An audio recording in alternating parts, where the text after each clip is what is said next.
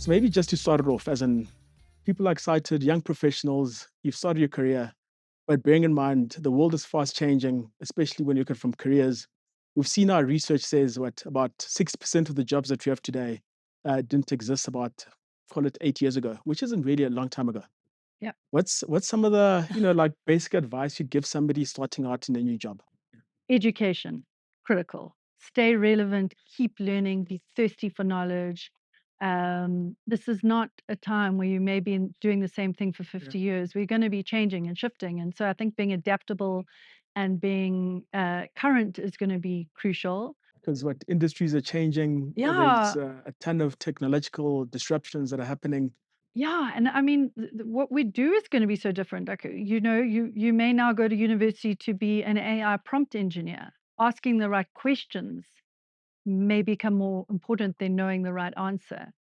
So we really are living through a time of extraordinary change. I think creativity is crucial. So being able to connect different ideas and as humans, one of the things that we really have is this ability to connect different things. So I feel like that's going to Yeah. be an advantage, as will having networks. So as a collective, we are far more intelligent and able to create more of these solutions. So I think really being mindful of growing your networks, it will be a key advantage in the future. Then maybe let's start talking about, starting this wealth journey or this financial journey for a young professional. Mm. The concept of lifestyle inflation comes to mind.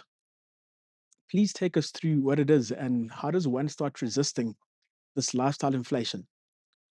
Oh, it's a difficult one, isn't it? Because now you're making money, want to have all the shiny things. But lifestyle inflation essentially is as your income increases, you increase your spending to match it. So you don't save anything, you buy the shiny things, whether it's a car, whether it's Gucci shoes, whatever it is. But the problem with lifestyle inflation is you may look wealthy from the outside, but real wealth, is silent. It whispers.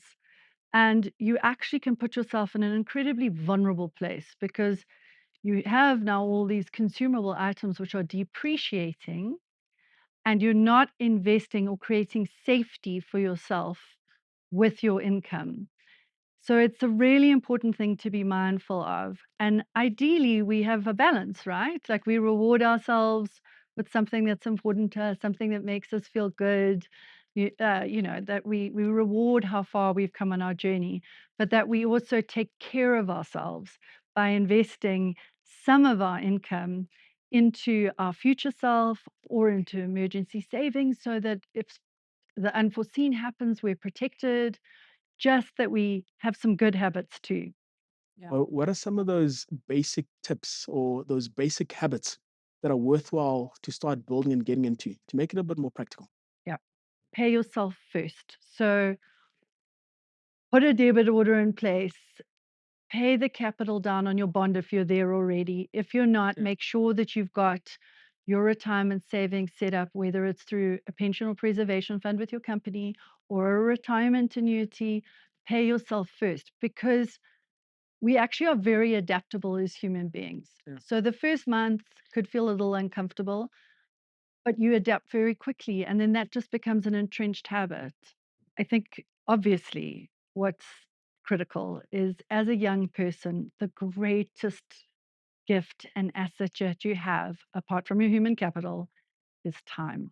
And it just can't be stated enough. You've got this time for compounding to work for you, which is a real gift. And I like to Yeah. use the rule of 72 to illustrate this. So the rule of 72 is the amount of years it will take to double your money given a certain return. So, for example, let's say you're going to earn 10% in growth assets.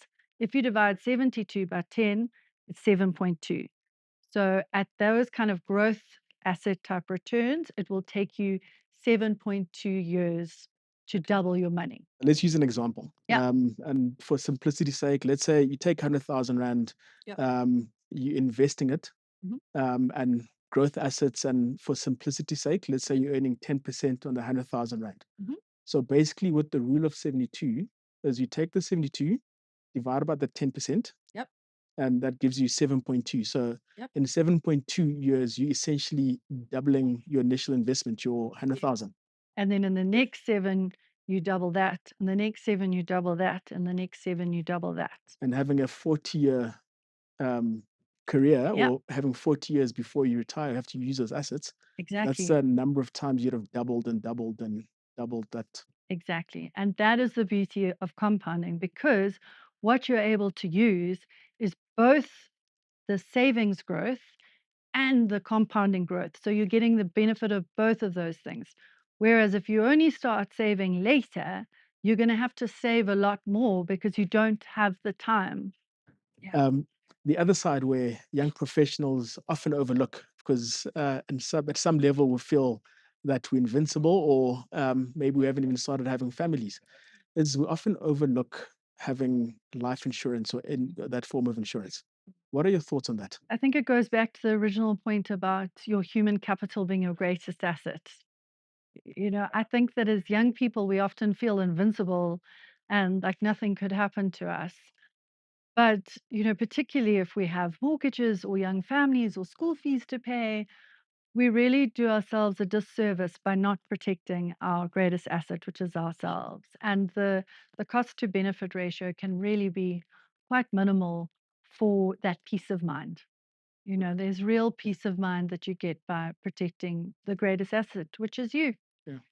And I mean, we touched on it earlier on in this world where things are fast changing, we're having to live longer. Yeah.